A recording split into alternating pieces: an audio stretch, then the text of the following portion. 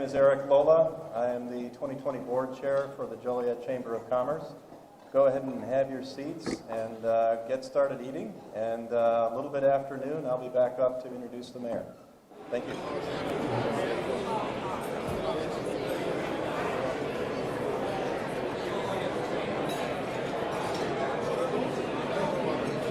Good afternoon.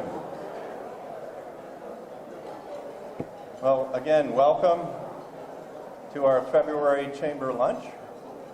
By all means, please enjoy your lunch. Continue eating. I'm sure the mayor won't mind. But it is my pleasure to introduce our mayor, Bob Odenkirk. Bob is a graduate of the University of Illinois from 1991 and the John Marshall Law School in 2003. Prior to becoming an attorney, Bob worked as a Joliet police officer for 10 years, where he worked as both a patrolman and in the plainclothes capacity. During that time, Bob was a highly decorated officer who was nominated 4 times for Officer of the Year and was the 1995 winner of the Martin S. Murrin Labor Award. Bob was an elected officer on his local Fraternal Order of Police Executive Board and participated in contract negotiations, arbitration hearings, and disciplinary hearings. While still working as a police officer, Bob enrolled at the John Marshall Law School and completed his degree in 4 years.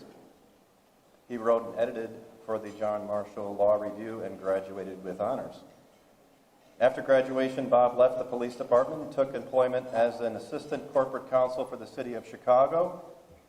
As city prosecutor, Bob was assigned to task force which worked in conjunction with the Chicago Police Narcotics Team and the Cook County State's Attorney's Office in prosecuting narcotic conspiracy cases within the City of Chicago. After working for 3 years as a prosecutor, Bob began working in private practice where he litigated countless criminal, family cases, and employment right cases. In 2008, he was recruited to work with the United States Department of State in Iraq. He was deployed in August of 2008 to assist the United States Army in its efforts to rebuild, train, mentor, and advise the Iraqi police. Approximately 6 months into his deployment, Bob was promoted to position of regional commander for the north of Iraq in the Tikrit and Mosul regions. In this position, Bob worked with numerous high-level officers in both the U.S. Army and the Iraqi police services. After 20 months serving in Iraq, Bob returned to the U.S. and resumed his practice of law to become a partner at Odenkirk, Allred and Associates here in Joliet. In April 2011, he was elected to the Joliet City Council for the 2nd District and elected our mayor in 2015. Bob is married to Rebecca, and they are raising their blended family on the near west side of Joliet and our parishioners at St. Raymond's Cathedral. Please join me in welcoming Bob Odenkirk.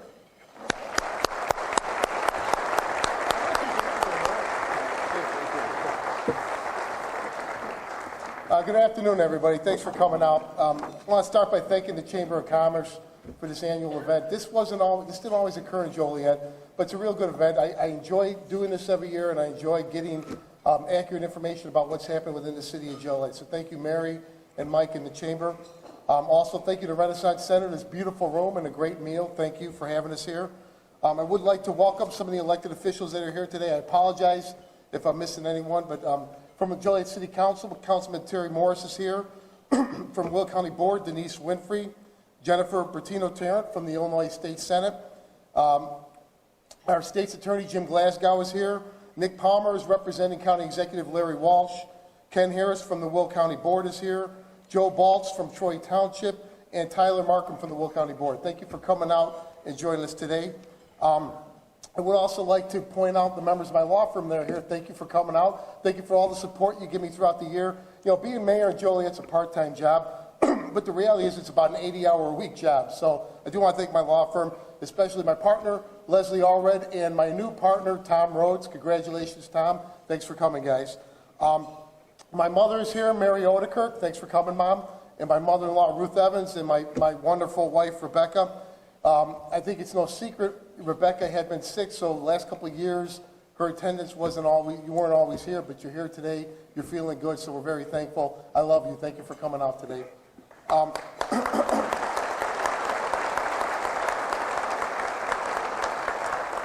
I'd like to welcome and thank all the city staff that's here. We have a great staff in the city of Joliet, hardworking people, and obviously there's been a lot of turmoil at City Hall. They're working through it every day, so I give you a lot of credit. Thank you for coming out. Specifically, Marty Shanahan, I would like just to take a moment to point out, Marty is the Corporation Counsel for the City of Joliet. In the last 3 years, there's been 2 different occasions where Marty stepped out of his role and became the interim city manager, once after the retirement of Jim Hock and once after the departure of David Hales.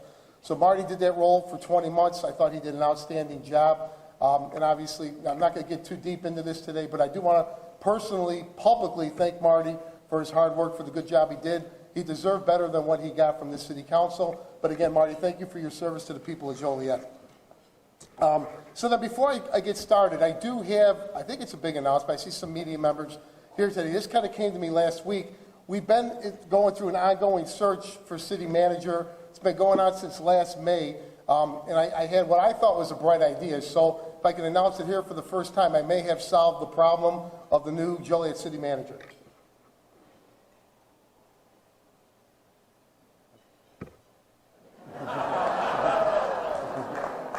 And I should, just for the benefit of my colleagues, because some of them might not realize this is a joke, so let them know I'm not serious. Okay, so look, I've talked about the turmoil. It's been active in the news. It's been ongoing. You know, for 4 years as mayor, I came here and gave this speech, and every year I would report positive economic news. The city of Joliet was doing better every year. Unfortunately, I can't say that for 2019. The good news is that the numbers aren't off much. It's off a click from where they were before, but they are off. So I think it's a reflection on what's going on at City Hall. It should serve as a challenge both to myself and to the council to straighten these problems out. But let me run through the numbers real quick. In 2018, gaming revenue, the city made $17.8 million. Last year, $17.3 million. In sales tax, 2018, the city collected $50.2 million. Last year, $49.6 million. The hotel motel tax in 18, $2.7 million. Last year, $2.6 million. Building permits were off from $1.8 million to $1.7 million last year. Real estate transfer tax was off from $3.1 million to $2.2 million. The water tap-on fees were down from $1.1 million to $849,000. In the total general fund revenue went from $182 million in 2018 to $181 million in 2019. So again, it's not off significantly, but it's the first year in the last 5 years that the city is going in the wrong direction. There is some positive news that I want to point out. 2 things I'm going to signal out. One has to do with the city's legal department. When I became mayor in 2015, we made wholesale changes to the legal department and the way our legal department did business within the city. There's a lot of facets to this, but the one number I'm going to point out today has to do with what we're paying out in legal claims. In 2013, the city of Joliet paid out $905,000 in legal claims. In 2014, we paid out $2.1 million. Last year, again, those numbers are way down, $250,000. So it's a great number. Congratulations, Marty Shanahan, Sabrina Spano, and Chris Regis, our excellent corporation counsels. Thank you for a job well done. The other real positive economic note I want to point out has to do with the value of property in Joliet, the assessed value of property in Joliet. After the recession in 2008, Joliet property, as many of you know, took a serious hit, and it went down yearly from 2008 through 2014. 2015 was the first time that city property saw a turnaround in value. And last year when I gave this speech, after 4 years as mayor, I reported over a 4-year period, property increased 21.06% in Joliet. I'm happy to say that trend continued in 2019. Property rose another 8.77% in Joliet. So over the last 5 years, if you own a piece of property in Joliet, on average, your property value went up 30%. It's a great number, and that's one that we want to continue tracking moving forward. So to talk about economic development in Joliet, I've said this story a few times, but I'll repeat it today. I was elected in 2011. Myself and Councilman Morris and Councilman Hugg were all freshman council members. And Councilman Hugg had the idea of naming an economic development director for the city. Now, we had community development directors, never a pure economic development director, as well as appoint an economic development committee. That idea was rejected by the former mayor and the former city council. When I was elected in 2015, Councilman Hugg again pitched the idea, and we took him up on it. And that's Steve Jones was hired as the city's first economic development director. Later, we hired Derek Connolly as an assistant. The 4-year numbers I reported last year speak for themselves. $1.4 billion in private investment in Joliet over a 4-year period. It's an incredible stretch, I think, unlike anything the city had ever seen. So that's what we've done for 4 or 5 years. That's been how the basis of our local economy is local development. That did continue in 2019. Of course, Steve is not now working now as the economic development director. He's working as the interim city manager. Derek Connolly has stepped up and done a great job. I think it's imperative that we do find a new city manager and put the team back in place to continue what we had done for 4 years. But to talk about some of the high points from 2019, Target opened a super warehouse that's down on Route 6. This building was meant to support all the local Target stores in our store operations in the area. They're employing 300 new employees. It's a 1.2 million square foot facility. Vaza Fitness is moving into the old Ultra Foods that was abandoned. It's 58,500 square feet. They're hoping to open late summer of this year. This is going to include free weights, basketball court, swimming pool, racquetball court, etc. Hawk Subaru and Mazda opened their facility out on Route 59 in Caden Farm. I was out there at a chamber event about a month ago. It's a beautiful facility. And the quick backstory on Hawk, they were probably this close from leaving Joliet. And at the 11th hour, myself and Steve Jones and Marty Shanahan got involved and made a deal to keep Hawk in Joliet. I'm glad they stayed. It's a great part of our local economy. And again, the new development on the west side is terrific. Pottery Barn came in Joliet in 2020 to fill the former Gander Mountain that was left abandoned at I-55 and Route 30. Pottery Barn is a 55,000 square foot facility. And I know I got a lot of compliments, a lot of positive feedback from Joliet residents. So that was a great job by our economic development team. It's been in the news recently. Marriott Springfield Suites, the new hotel in downtown Joliet. They're occupying the old Barrett's building on Ottawa Street. The plan is for 82 rooms in this hotel. They are going to build up 2 levels on top of the building that's already there. This will include a restaurant and a Starbucks kiosk. And this is an $18 million investment in downtown Joliet. So that's probably the biggest investment in downtown since Harrah's. Welcome, Marriott. Thank you for your investment in Joliet. On Joliet's east side, at Collins and Jackson Street, is the Thorns gas station. That was approved by the city council. They're coming into Joliet. This is an east side investment, $5 million in private money. Again, obviously we love private money coming to Joliet, especially coming to areas that have not seen that type of investment in many, many years. Welcome Thorns are looking to hire 15 or 20 new employees at that facility. The Rise, I'm not sure how to refer to it other than Rise, that's the recreational cannabis facility opened on January 1st out near Louis Joliet Mall. I don't have numbers from Rise, it's preliminary. I know that they've been knocking it out as far as business-wise. I see lines every time I go past it. I can report Rise has been good community partners. They've hired Joliet police officers to work there off duty. I don't know of any reports of any criminal activity or any police activity at Rise. So, and hopefully, well, next year we'll have the numbers, but I want to welcome Rise to our city. Along those lines, Cresco Labs, they're currently located in Center Point. That has been a cannabis cultivation center that already existed in Joliet. They've come forward. They are going to be looking to expand their operations. They're actually planning a job fair in the near future. So Cresco is going to double down and increase their investment in Joliet. Thank you, Cresco. Love's Truck Stop. This has been an issue the last couple of years. The construction was delayed at Love's for the last year, and part of the reason why, and I think the reason why some of us were very excited about Love's was beyond what they were doing at Briggs and I-80.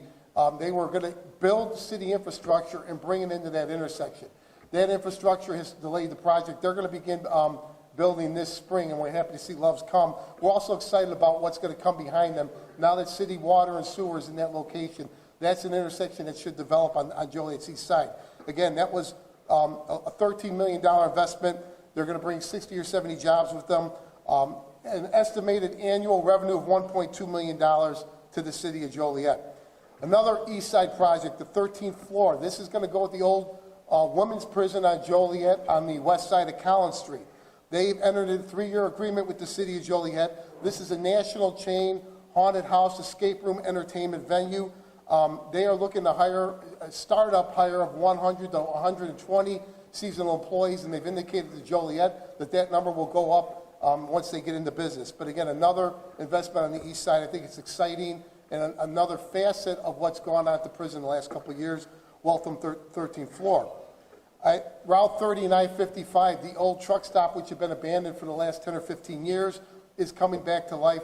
This is a great story, and Steve Jones and Derek Connolly and Marty all deserve credit for this. This is a deal that Joliet worked out with the Village of Plainfield. Most of that property is in Plainfield, but the entrance in a small sliver of the property is in Joliet.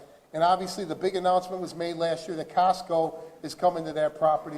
It's a big announcement for our entire area. But we've worked out an agreement with Plainfield where there's profit sharing for the city of Joliet. We also are marketing a 100,000 square foot portion of property that we're looking for a mixed-use development. So again, it's a real success story. It's two different communities working together to take an abandoned property, put it back on the market. Everyone benefits from it. So thank you, staff, for the hard work on the boulevard. A couple smaller developments, and there's a ton. I'm with the chamber probably once a week. There's a ribbon cutting somewhere in Joliet. Just two I want to point out because I think they're very popular with Joliet residents. Panera Bread opened last week. They're going into the old Applebee's on Jefferson Street, and Chick-fil-A out at Louis Joliet Mall, the former Lone Star Steakhouse. They're planning to open in 2020.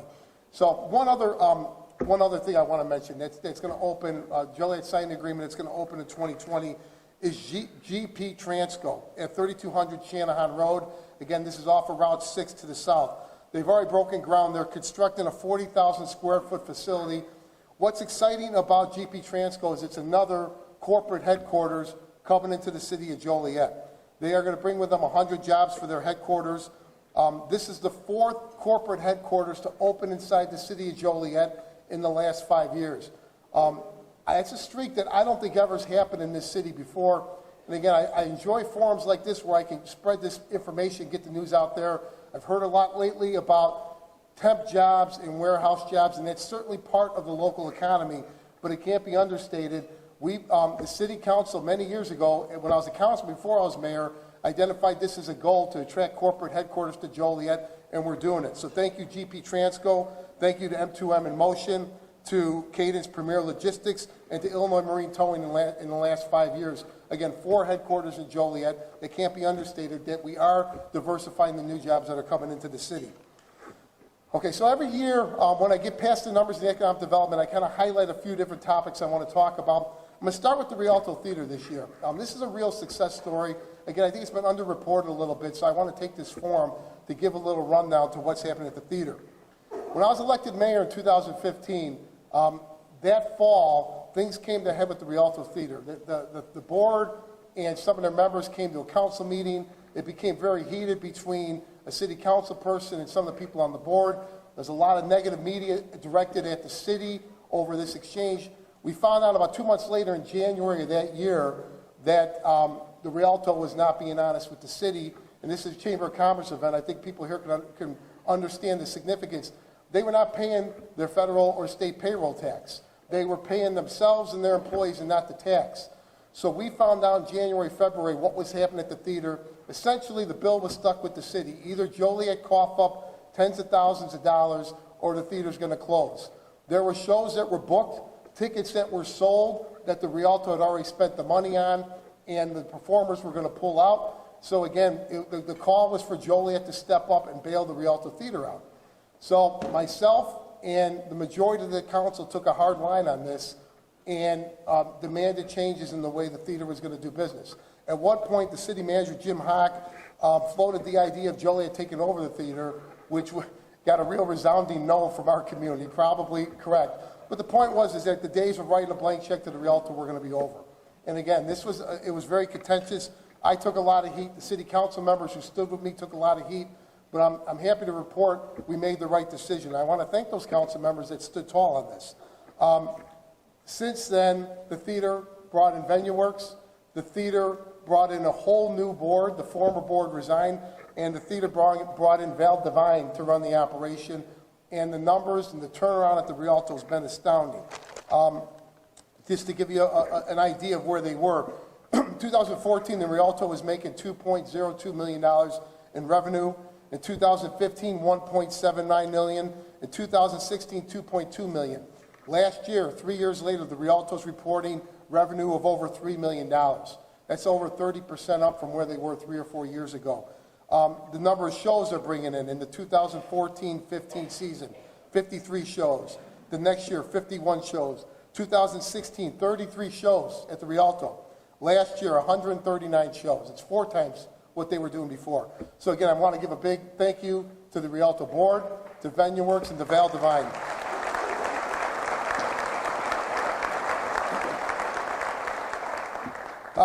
Second topic I want to spend a little bit of time on is the city water. Again, I don't think it's news to anybody, but quick rundown. The City of Joliet draws their water from a deep water aquifer. We've been on that aquifer since 1907. Since the 1960s, the City of Joliet was monitoring the aquifer. We knew it was being depleted, and we knew the day was going to come when Joliet was going to have to switch off the aquifer.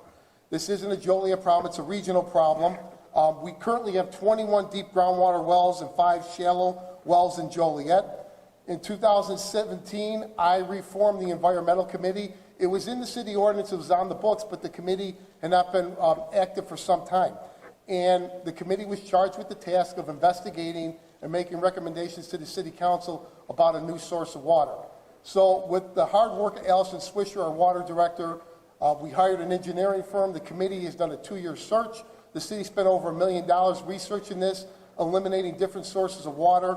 In November of last year, the committee made their recommendations to the council. The committee recommended that Joliet purchase its water from Lake Michigan via the city of Hammond, that Joliet drop a line or negotiate with Hammond to secure water rights and pump the water back to Joliet. When it came to the city council in January, the council accepted that recommendation. They tweaked it a little bit, telling that Joliet should also keep negotiations open with the city of Chicago or with other communities on the lakefront. So that's where we're at now, just as an update. This is going to be a 10-year process as far as negotiating the deal, acquiring land rights, and then building the pipeline from Lake Michigan to Joliet. We also have to rework our entire water system internally. We have to build new pumping stations. So this is a monumental process that we're in. But we are doing it. I said 2 years ago we had no choice. We had to make this change, and we're doing it. As far as the Lake Michigan option, I want to give the city council credit for forward thinking on this. It wasn't the cheapest option. It's not the easiest option. But I think long term, it makes the most sense. I think if we picked a different option, very likely 20 or 30 years from now, a future mayor, future city councils would be back at the table to deal with what would have been a mistake. Lake Michigan is the cleanest source of water. It's clearly the most sustainable source of water, and it's also going to allow Joliet to maintain control over our water system like we have since 1907. So again, we're offering a regional solution. We know that we have the ability to do this ourselves. We are actively looking for partners. I can tell you other communities are coming to the table. They want to work with Joliet. They want to partner up on this. A couple weeks ago, I gave a speech at a Will County Governmental League luncheon with Allison Swisher, and we are getting a response. So this is going to be an ongoing thing, but I do want to give a lot of credit to the Environmental Committee, to Allison Swisher. They put in hundreds of hours on this, and then to the City Council for the tough decision that was made in 2019. A couple other things I'm going to touch on. One is infrastructure. It's very topical right now with the Northpoint proposal, and I'm going to get to that next. But I talk about $1.4 billion in development. Those numbers are real, and we've seen it. We've seen how congested city roads have become, I-80, I-55. Everyone's aware of it. So myself as mayor and other council people have been screaming along with other mayors, we know what we're doing in the state of Illinois. I spoke with Governor Rauner about this. I spoke with Governor Pritzker about this.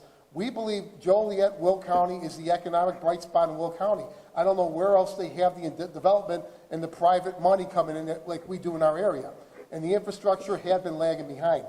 Well, I'm happy to announce, and again, it's not news, but in 2019, the state of Illinois has heard our concerns, and they've begun to address the infrastructure issues. And Senator Bettino, you were a main part of this, so thank you for your advocacy for the city of Joliet and for our area. Governor Pritzker announced his capital bill last summer, and this means billions of dollars coming to the Joliet region for road improvements. I'm going to talk about some of the things that specifically are going to come to our city that was announced in the last year. If you deal with I-80, It's an estimated $1.2 billion project to improve I-80. This will include projected to add a lane from Ridge Road all the way through to Route 30 in New Lenox. It projects a complete rerouting and rebuilding of the Des Plaines River Bridge. Obviously, that was in the news in the last year. What's going to be done is a whole new bridge will be built. The current bridge is going to be torn down.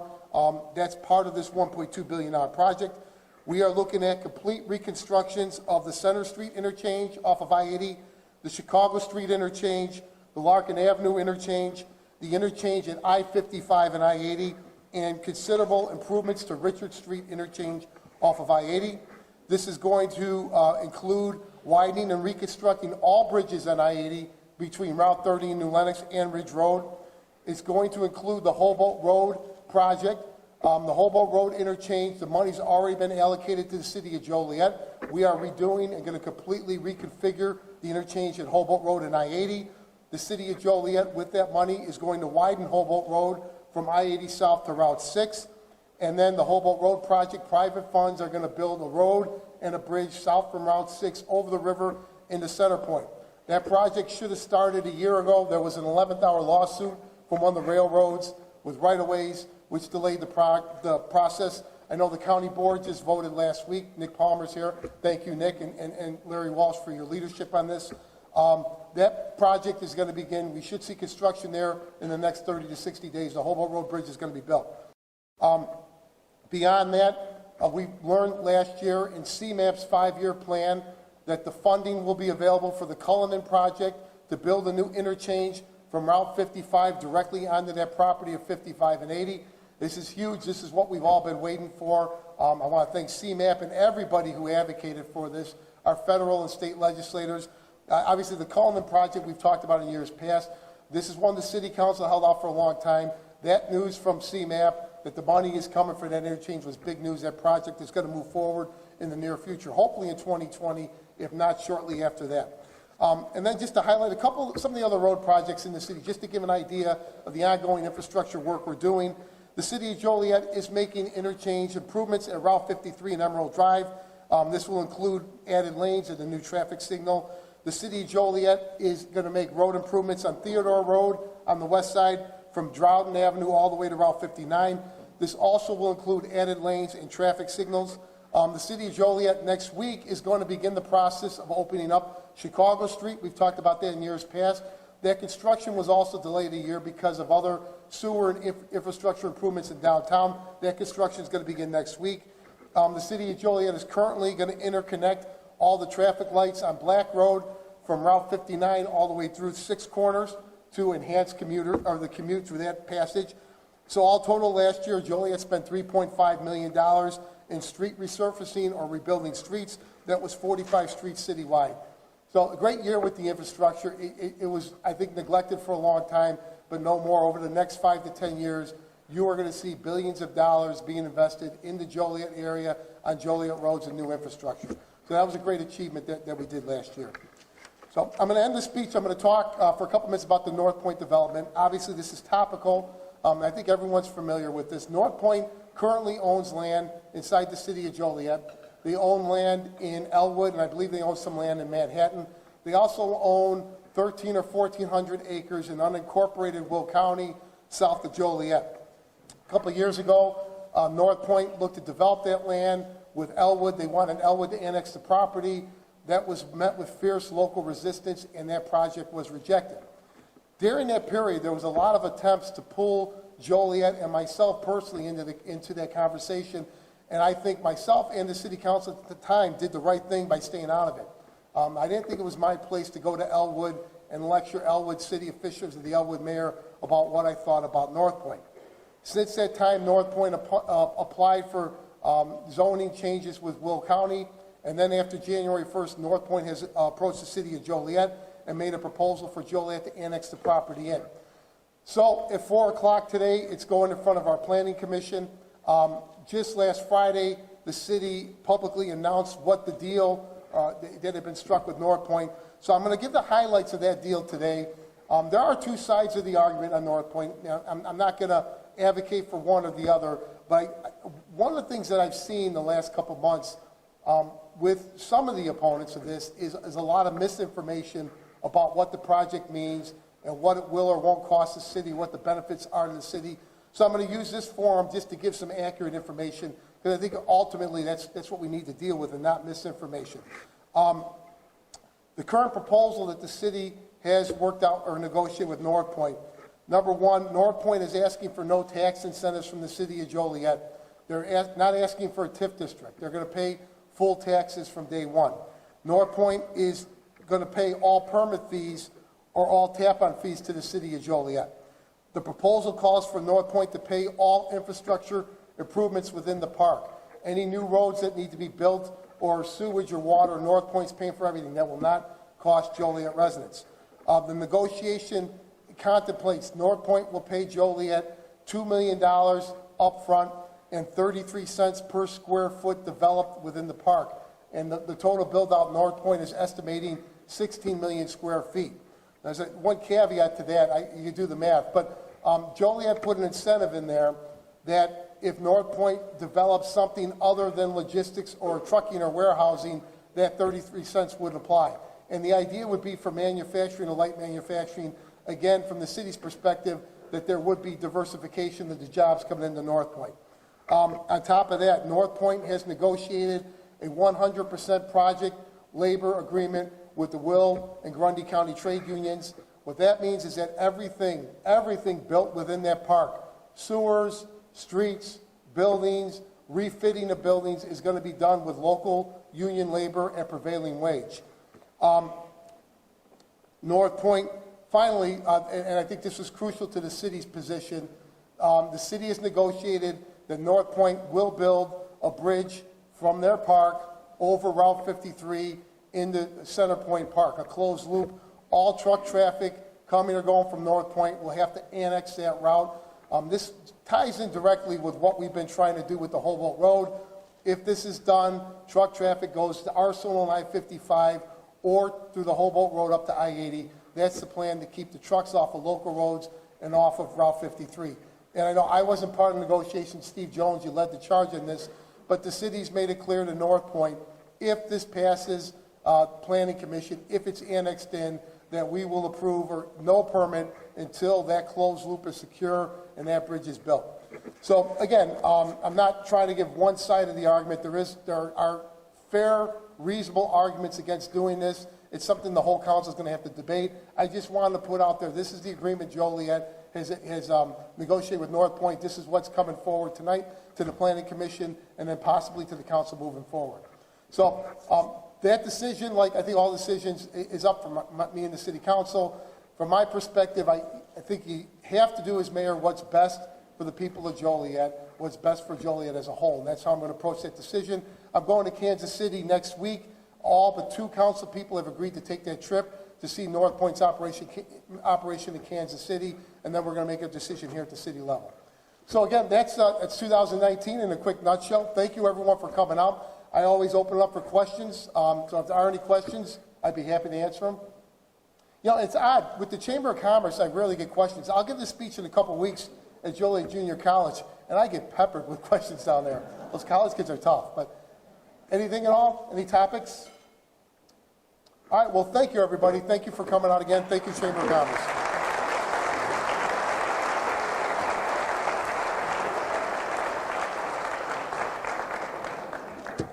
All right, well, thank you very much, Mayor. Everyone, please join me in thanking the Renaissance Center and the staff here, as well as the Chamber staff for all of their hard work in putting this event together.